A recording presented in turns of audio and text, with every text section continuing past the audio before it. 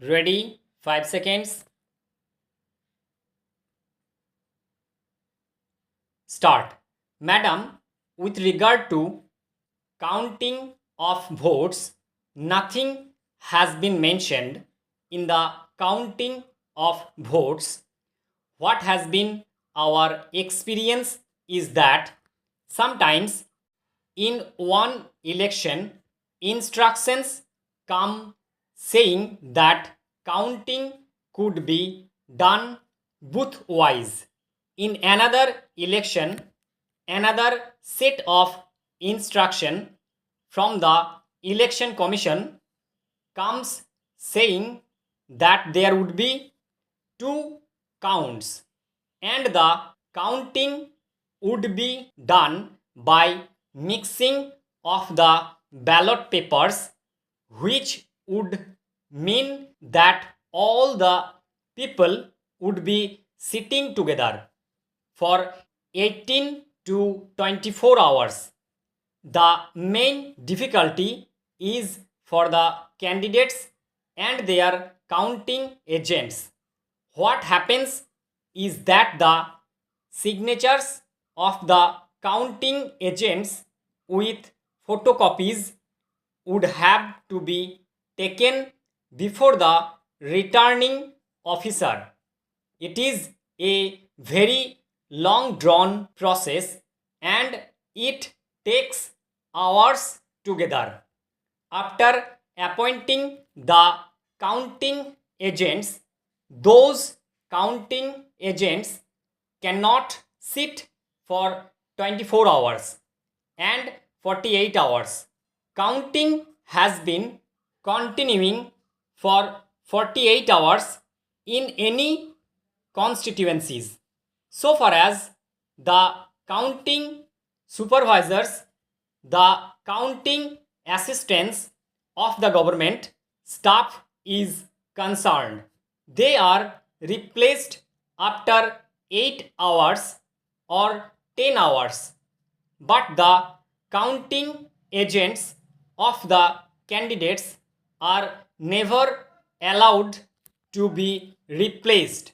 How can it be physically possible for anybody to sit for 48 hours?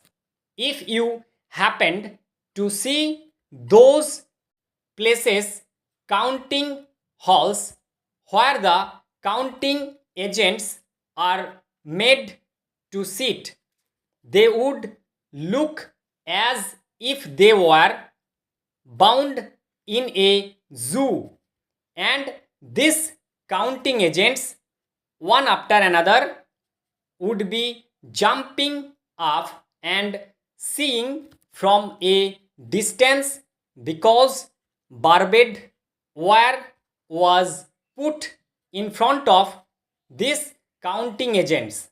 So, once for all, the government has to take a decision in this regard.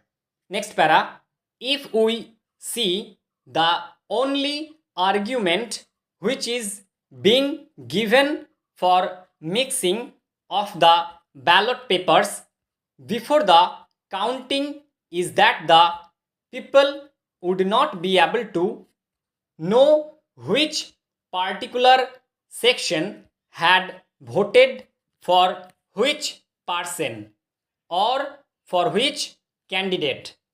But in a political process in 1952, the first election was fought in this country, and till now we have fought so many elections. We are still afraid that it would be known that which section or people have voted for us or for a particular candidate. I must point out that it is only in the nature of political process.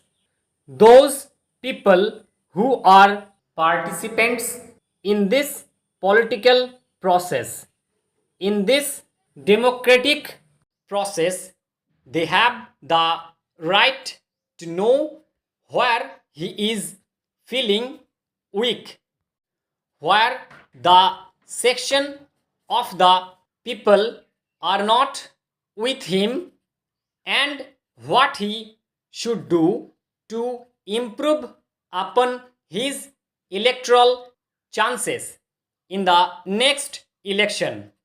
He is not only denied of this right, but unnecessary burden is also put on the total machinery of the government, and the candidate and his election agents for 48 hours.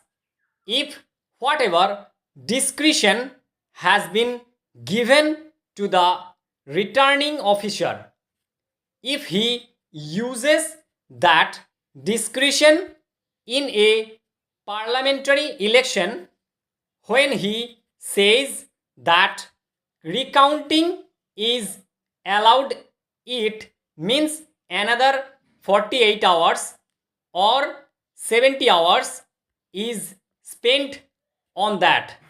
That is the main difficulty in the counting. Next para, I would like to make one major point. This, of course, is challengeable. In the courts of law, if we want to diminish the number of candidates, then raising the amount of security up to rupees 5,000 or rupees 10,000 is not going to help.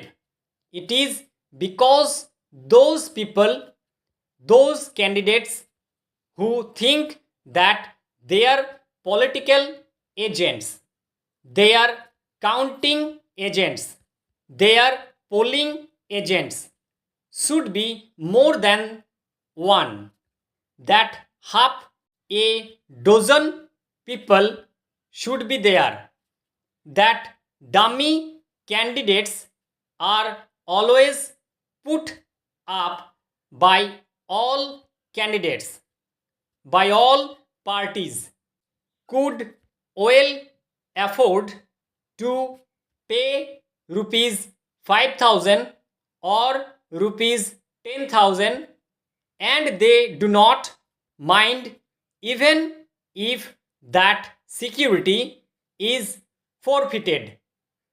In a democratic process, if the political parties have a major role to play, whether recognized parties or all India parties, then the political parties only should be allowed to put up the candidates, and the independent candidates should not be allowed. Maybe this will be challenged in the courts of law. Next para, the right of contesting the election to an independent candidate is being denied, but we must think of some remedy. Article 14 would come in no doubt about it. I am cognizant of that, but all the same, just raising the figure from rupees 5,000 to rupees 6,000 and from rupees 500 to rupees 1,000 will not matter at all. Next para. So far as the question of drawing of the list of candidates is concerned, it is a very minor point. Our honorable, very elder member has said about the recognized parties and all India parties, I think it is only for drawing the alphabetical order of the list of candidates. For no other purpose, this amendment will come in. First, they would take the all India recognized political parties and then the other parties. This is the only way by which you can alphabetically draw a sensible list of candidates for election. Stop.